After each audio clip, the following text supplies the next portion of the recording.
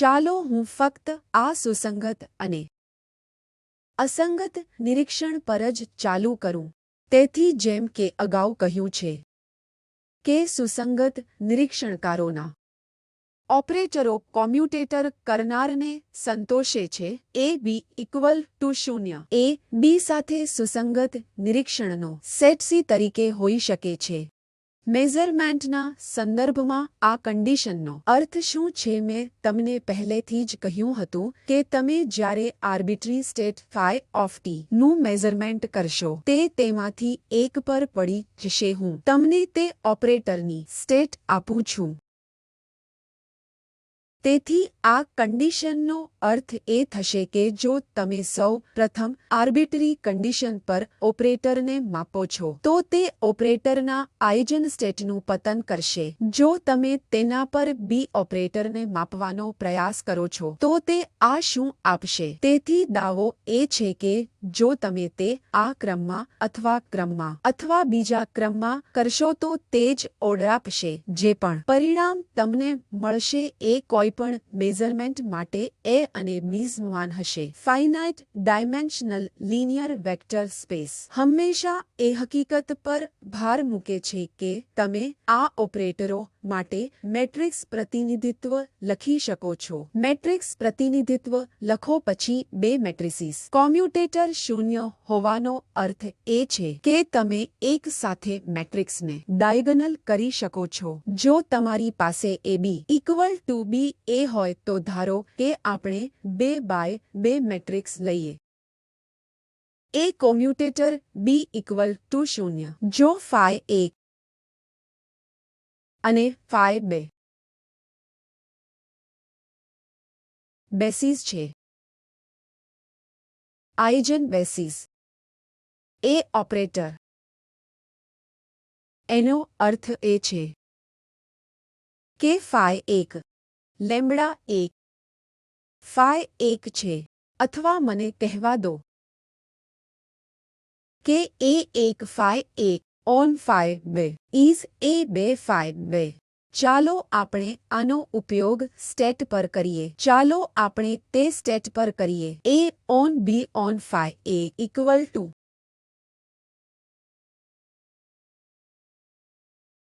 B A on phi 1 on phi is A 1 A 1 is a number eigenvalue B operator છે જે મને મળ્યું છે. આ ઇક્વેશન શું છે તે જુએ છે કે આત્યંતિક ડાબેરી ઓપો પર અત્યંત જમણેરી બી એ પણ એક જ આઇજન વેલ્યુ વાળા ઓપરેટરનો આઇજન વેક્ટર છે. B on phi A non degenerate eigenvalues આઇજન સ્ટેટ્સના પ્રમાણમાં હોવા જોઈએ. તમે બે અલગ હોઈ શકો છો. જે છે એલવી તે છે કે હું એક પર બી ફાઈ ના પ્રમાણમાં હોવો જોઈએ જે તે છે અથવા બી ઓપરેટરનો સમાન આઇજન બેસિસ પણ શેર કરશે. તેથી મેં અહીં જે સાબિત કરવાનો પ્રયાસ કર્યો તે હકીકતનો ઉપયોગ કરવાનો પ્રયાસ કર્યો કે તે સુસંગત નિરીક્ષણીય છે અથવા સંબંધિત ઓપરેટરો એકવાર સંબંધિત ઓપરેટરોને કોમ્યુટિંગ તરીકે લઈ જાય પછી કોમ્યુટ કરી રહ્યા છે. મને એક ઇક્વેશન મળે છે જે જન વેલ્યુ ઇક્વેશન જેવું છે. સરળતા માટે અમે બે ડાયમેન્શનલ લિનિયર વેક્ટર સ્પેસ અને મેટ્રિસીસ પ્રતિનિધિત્વ લીધું છે જે 2x2 મેટ્રિસીસ છે. બેસિસ લો તે એક આઇજન બેસિસ છે જે નોન ડિજનરેટ છે. એ 1 અને 2 સમાન નથી અને આ પ્રક્રિયામાં તમને બીજો આઇજન સ્ટેટ બી ફાઈ 1 મળે છે જેનો અર્થ એ છે કે બે ડાયમેન્શનલ લિનિયર વેક્ટર સ્પેસ બી ફાઈની સંપૂર્ણતા માટે ફાઈ 1 અથવા સમકક્ષ પ્રમાણમાં હોવી જોઈએ. અમે સાબિત કર્યું છે કે B operator on phi phi 1 a time phi 1 છે। આનો અર્થ એ છે કે a અને b બંને સમાન હોઈ શકે છે। આ a અને b આઇજન બેસિસ હોઈ શકે છે, જેને આપણે a અને b ના સમાન આઇજન બેસિસ કહે છે। જો તેઓ કોમ્યુટ ન કરે તો તમે આ કરી શકતા નથી।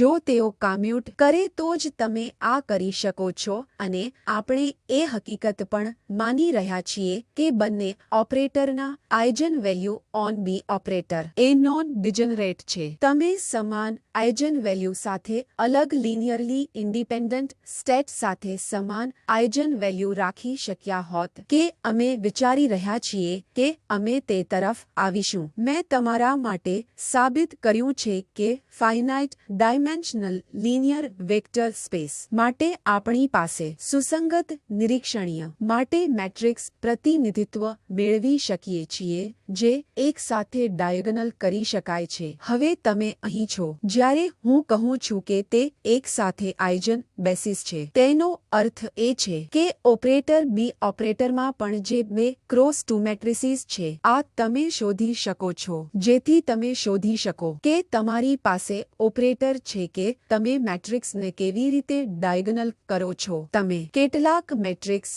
સમાનતા પરિવર્તન શોધવાનો પ્રયાસ કરો છો જે તમને ડાયગોનલ મેટ્રિક્સ મેકેનિક્સ આપે છે જે દરેકે કર્યું છે। હવે દાવો એ છે કે આ એસ મેટ્રિક્સ એક છે જે તમને આઇજન વેક્ટર્સ આપે છે। તે એક સાથે આઇજન વેક્ટર્સ છે, તેનો અર્થ એ છે કે તે એક જ મેટ્રિક્સ છે જે આ પર પણ કામ કરવું જોઈએ જે તમને આપે છે કે ડાયગોનલ અલગ એસ મેટ્રિક્સ ન હોઈ શકે। એ અને બી બંને એક સાથે સમાન ડાયગોનલ મેટ્રિક્સ દ્વારા ડાયગોનલ મેટ્રિક્સ છે જે બે આઇજન વેક્ટર્સને આપે છે જે એ અને બી બંનેના સમાન આઇજન વેલ્યુ વેક્ટર્સ છે। અગાઉનું નિવેદન એ હતું કે જો તમે સતત બે મેઝરમેન્ટ કરો છો અને ત્યારબાદ બી મેઝરમેન્ટ અને પછી બી અંતિમ પરિણામ જે તમને મળશે તે બી કરવા જેવું જ હશે, અને ત્યારબાદ બી દ્વારા એ ઓર્ડરને અનુસરવાથી કોઈ પણ ફરક પડતો નથી કે તે પ્રથમ નિવેદન છે। બીજું નિવેદન એ છે કે ફાઇનાઇટ ડાયમેન્શનલ વેક્ટર સ્પેસમાં કોમ્યુટ કરતા operator n dimensional n cross n મેટ્રિસીસમાં પણ બે પરિમાણીય હોવું જરૂરી નથી। તમે એક સાથે સમાન સમાનતા મેટ્રિસીસ દ્વારા ડાયગોનલ થઈ શકે છો, જેનો અર્થ એ છે કે એ ના આઇજન બેસિસ બી ના આઇજન બેસિસ સમાન હશે। આ પ્રથમ કેસ છે જે મેં બે ક્રોસ બે મેટ્રિસીસ માટે કહ્યું હતું। ધારો કે આઇજન વેલ્યુ એ આઈ ઓફ એ વિશિષ્ટ છે, તેનો અલગ અર્થ એ છે કે તે નોન ડિજનરેટ છે, અને તે જ રીતે આઇજન વેલ્યુઝ બી આઈ ઓફ બી અલગ ઠીક છે, તેથી બંને ડિજનરેટ નથી। આ ખૂબ જ ખાસ પરિસ્થિતિ છે। તમારી પાસે એવી પરિસ્થિતિઓ હોઈ શકે છે જ્યાં કેટલાક ઓપરેટરો પાસે બે આઇજન વેલ્યુ સમાન હોઈ શકે છે જે તમને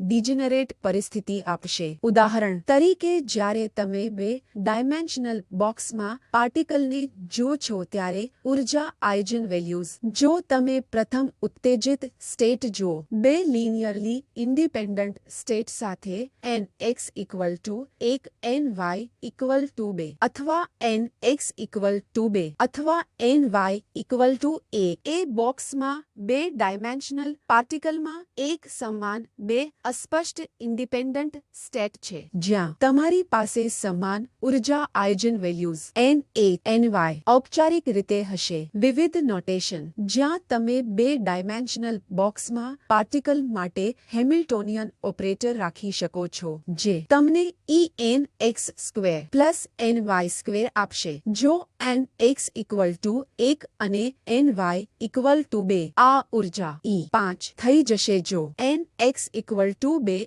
n y ઇક્વલ ટુ 1 આ પણ E5 છે, પરંતુ તે સ્ટેટ જે હું n x equal to 1 n y equal to 2 તે પ્રમાણસર નથી, તે કેટલાક કોન્સ્ટન્ટ ટાઈમના પ્રમાણમાં નથી। n x equal to 2 n y equal to 1 છે અને આપણે લિનિયરલી ઇન્ડિપેન્ડન્ટ છીએ। હકીકત એ છે કે તમે સ્પષ્ટપણે બતાવી શકો છો કે n x equal to 1 n y equal 2 અને nx = 2 ny = 1 ઇઝ શૂન્ય અથવા નોન શૂન્ય. જો તમે કહો છો કે તે લિનિયરલી ઇન્ડિપેન્ડન્ટ છે અને તમે એવા બેસિસ પર જોઈ રહ્યા છો જે ઓર્થોનોર્મલ બેસિસ છે તો આ છે. તેથી આ ડિજનરેટ પરિસ્થિતિ છે.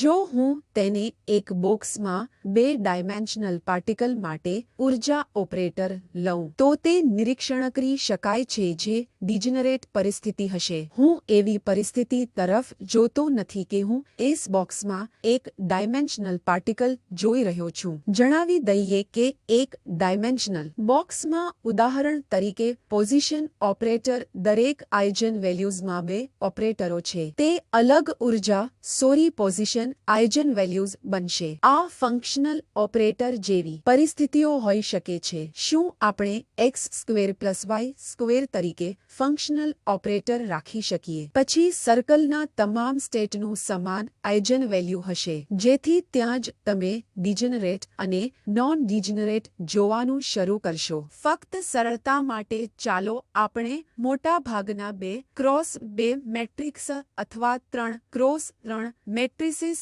તરફ જોઈએ. ઓપરેટરના તમામ આઇજન વેલ્યુ અલગ છે. કોઈ 2 આઇજન વેલ્યુ એક સરખા નથી અને તે જ રીતે આઇજન વેલ્યુ bi of b અલગ છે. જ્યારે તમે હવે મેઝરમેન્ટ કરો છો ત્યારે શું થશે? ધારો કે તમે ઓપરેટરનું મેઝરમેન્ટ ન કરો અથવા ઓપરેટરને અનુરૂપ આર્બિટરી સાઈ પર નિરીક્ષણ કરી શકો. તેથી મેં હમણાં જ તમારા phi n બાય આ n દ્વારા phi k બાય k દ્વારા બદલી છે. આ ફક્ત નોટેશનને વધુ સરળ બનાવવા માટે છે. આપણે શા માટે લખી રહ્યા નથી તેની ચિંતા ન કરો. તેથી અમે હંમેશા phi n ને બદલે લખવા જઈ રહ્યા છીએ. હું અહીં ટૂંકા નોટેશનનો ઉપયોગ કરીશ. યાદ રાખો કે phi n eigenvalues lambda n અને તે n છે જેનો હું ટ્રેક રાખું છું અને ખરેખર પાઈનો ટ્રેક રાખતો નથી. આ માત્ર નોટેશનની બાબત છે. તે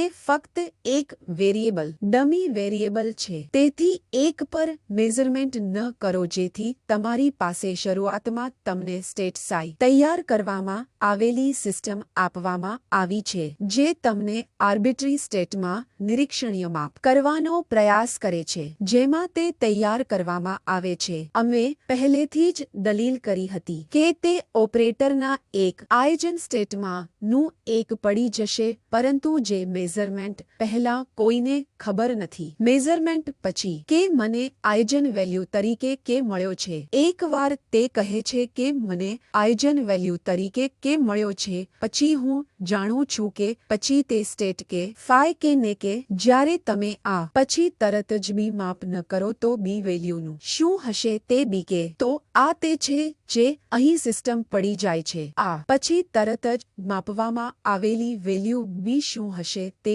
માપતા પહેલા પણ આપણે ચોક્કસપણે કહી શકીએ છીએ કે તે બી કે હોવું જોઈએ અને તમે માપી શકો છો અને કહી શકો છો કે તે બી કે માં છે કારણ કે એકવાર તે આઇજન સ્ટેટ પર તૂટી પડી જાય છે તે આઇજન સ્ટેટમાં રહેશે જે ઓપરેટરના આઇજન બેસિસ પર પડી જાય છે. પરંતુ એકવાર તે ઓપરેટરના આઇજન બેસિસ તૂટી જાય છે તે એક જ આઇજન બેસિસમાં રહેશે જે બી ઓપરેટર સાથે સુસંગત આઇજન બેસિસ હોવાને કારણે તે એ અને બી બંને કોમ્યુટિંગ માટે સુસંગત અવલોકનક્ષમ છે. તેથી જ તમે એનું મેઝરમેન્ટ કર્યા પછી બીનું માપ ન કરો તે પહેલાં જ તમે ચોક્કસપણે કહી શકો છો કે બી મેઝરમેન્ટ નું વેલ્યુ શું હોવું જોઈએ અને તમે ચકાસણી કરી શકો છો. ઠીક છે, હવે પછીની જટિલતા શું છે જે આપણે કરી શકીએ છીએ આ જ હું કહેવાનો પ્રયાસ કરી રહ્યો હતો.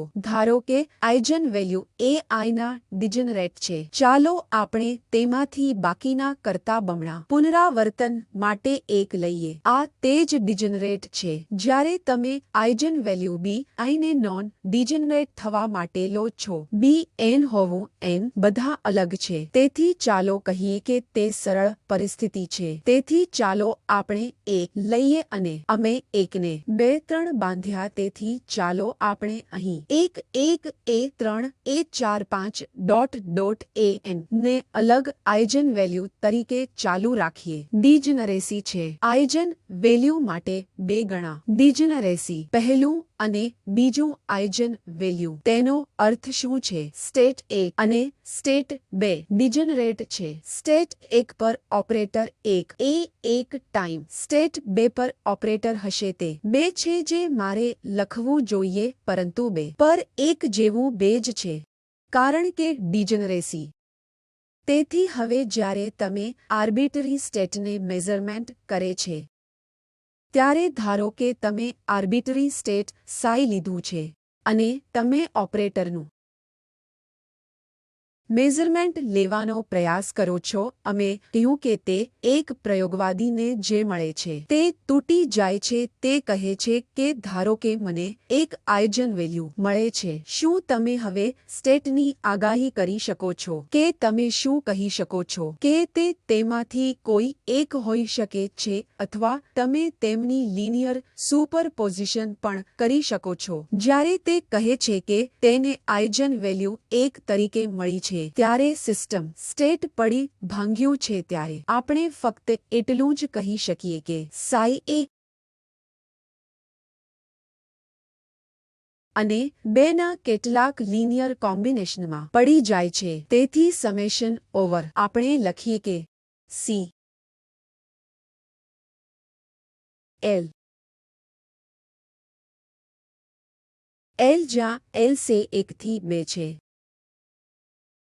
ત્યાં હું જાણતો નથી કે તેઓ શું છે. CLમાં એવી સિસ્ટમ હોઈ શકે છે કે CLના સેટમાંથી હું કંઈ માપી રહ્યો છું. હું સિસ્ટમને સ્પર્શ કર્યા વિના કહી શકતો નથી. તમે અગાઉથી જાણતા નથી, તમે ફક્ત એટલું જ જાણો છો કે મેઝરમેન્ટ તા પહેલા તે ડિજનરેટ ન થવાના કેસ માટે એક આઇજન સ્ટેટ્સમાં જશે. ડિજનરેટ કેસ માટે તમે ફક્ત તમારા હાથમાં આઇજન વેલ્યુ મેળવો છો તે ઇક્વેશન પર, ખાસ કરીને તે 1 પર અથવા ખાસ કરીને 2 પર કોલેપ્સ થાય છે. 1 અથવા ખાસ કરીને 2 પર જે ઇક્વેશન તમારી પાસે અગાઉ નથી. તમે જે ગુમાવ્યું તે વિશે વિચારો. એક નાનું દૃશ્ય જે આપણે લેવામાં આવે છે. તેથી આર્બિટરી સ્ટેટનું કોલેપ્સ ડિજનરેટ સ્ટેટમાં થાય છે. હું જાણું છું કે કોલેપ્સ મને ડિજનરેટ આઇજન વેલ્યુ આપે છે. તે વિના આગામી તાત્કાલિક મેઝરમેન્ટ માટેની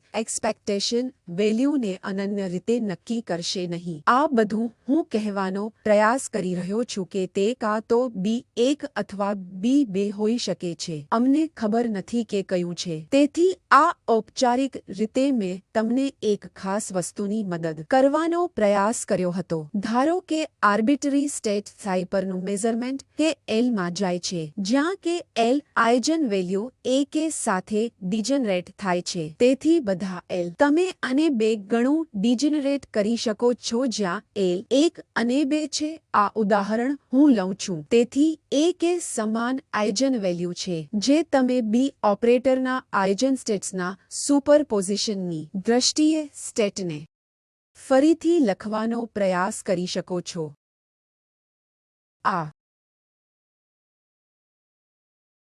કરવામાં કોઈ નુકસાન નથી અને તમે B ઓપરેટર પર આર્બિટરી કે L પર જે મેઝરમેન્ટ કરો છો તે તમને મળી જશે કે તે કાં તો L = 1 પર કોલેપ્સ થશે, અથવા તમે જાણો છો કોઈ ખાસ માટે S = 1 અથવા S = 2, પરંતુ તમે માપશો નહીં ત્યાં સુધી તમને ખબર પડશે નહીં કે શું કોલેપ્સ થાય છે. જો તમને એક આઇજન વેલ્યુ મળે તો હું જાણું છું કે B આઇજન વેલ્યુ B1 અથવા B2 હોવું જોઈએ, જે હું કહી શકું છું. પરંતુ જ્યારે તમે મેઝરમેન્ટ કરવાનો પ્રયાસ કરશો ત્યારે તે કાં તો B1 અથવા B2 હશે જે તમને અગાઉથી મળે છે તે તમે તેમાં નહીં કરો. બી મેઝરમેન્ટ પછી તરત જ શું આપશે? તેથી તે ફક્ત એક જ આપશે. ધારો કે કોઈ એક પહેલા માપ હતું અને પછી બી મેઝરમેન્ટ ધારો કે તેણે B2 ને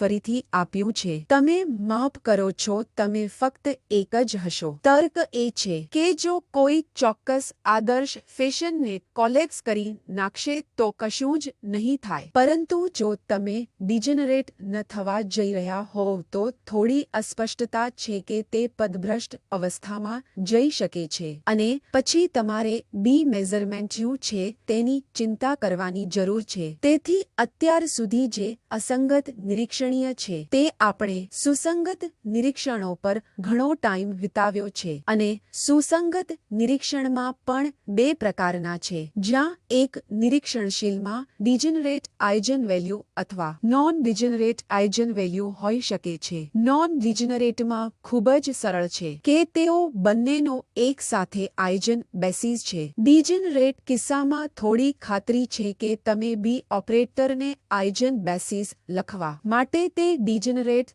સબસ્પેસમાં ફેરવી શકો છો. આ તે જ છે જે હું તમને કહેવાનો પ્રયાસ કરું છું. અસંગત નિરીક્ષણનો અર્થ એ છે કે તેઓ કોમ્યુટ કરતા નથી અને અમે અને બી ઓપરેટરની એક સાથે આઇજન સ્ટેટ લખી શકતા નથી. તેથી બીના મેઝરમેન્ટ દ્વારા અનુસરવામાં આવેલા માપનું માપ ન કરવું એ મૂલ્ય તરીકે ન આપી શકે. તે સમાન આઇજન સમાન વેલ્યુ આપી શકતું નથી. તમે સંમત થાઓ છો? આ મુખ્ય પોઈન્ટ છે જે સ્ટર્ન ગેરલચ પ્રયોગમાં ખૂબ જ નિર્ણાયક ભૂમિકા ભજવે છે. તમારામાંથી કેટલા લોકો તે કરે છે જે સ્ટર્ન ગેરલચ પ્રયોગ કરે છે? તે છે જ્યાં તેઓ તેને મેગ્નેટિક ફિલ્ડની સ્પિન્સ હાજરી દ્વારા મૂકી શકે છે. આ એક થીમ હશે જે નીચેના કેટલાક આ લેક્ચર પર કામ કરશે અને તમે જોશો કે સ્પિનના એક્સ કમ્પોનન્ટનું મેઝરમેન્ટ અને ત્યારબાદ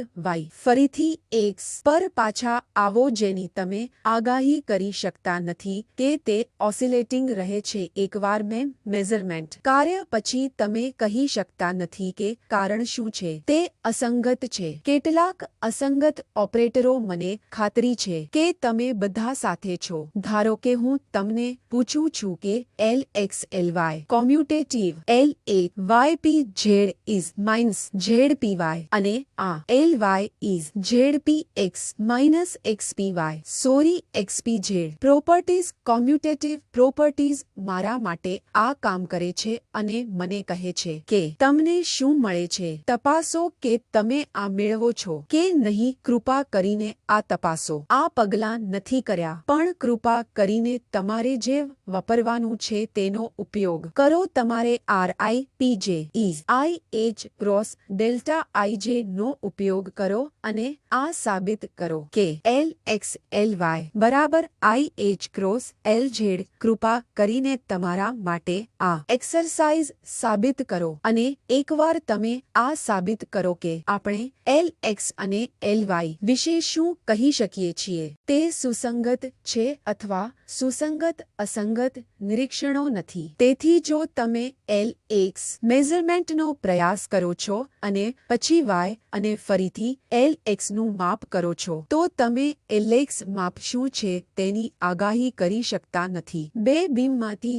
જે આંતરિક વિભાજન થયું તેનો સ્ટર્ન ગેરલચ પ્રયોગ બતાવે છે કે કોણીય મોમેન્ટમ શૂન્ય હોવા છતાં તેમની પાસે કેટલીક ઇન્ટ્રિન્સિક ક્વોન્ટમ સંખ્યાઓ છે જે સ્પિન ક્વોન્ટમ સંખ્યાઓ છે. તેઓ પણ તે જ પ્રોપર્ટીને સંતોષે છે જે તેમણે કહ્યું. તેથી તે અસંગત ઓપરેટરો છે જે સિસ્ટમોને વધુ રસપ્રદ બનાવે છે. તમે એકવાર પાછા આવો અને માપનું પુનરાવર્તન કરો પછી તમે મેઝરમેન્ટ કરો છો તમને નવું પરિણામ મળશે કારણ કે નિરીક્ષણનો અસંગત સેટ છે.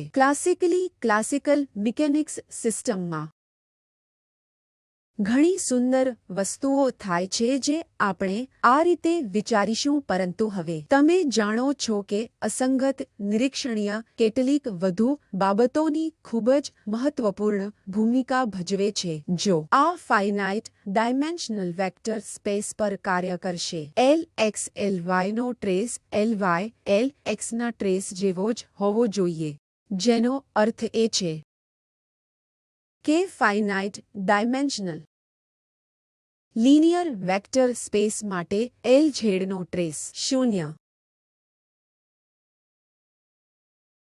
હોવો જોઈએ.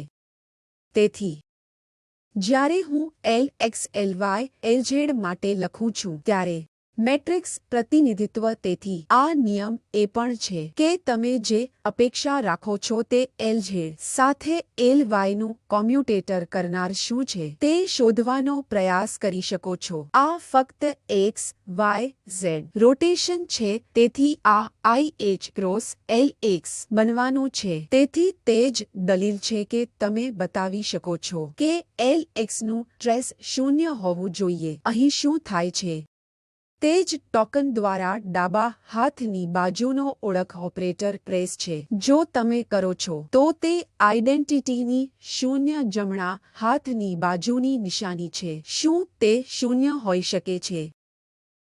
પછી આપણે કહીએ છીએ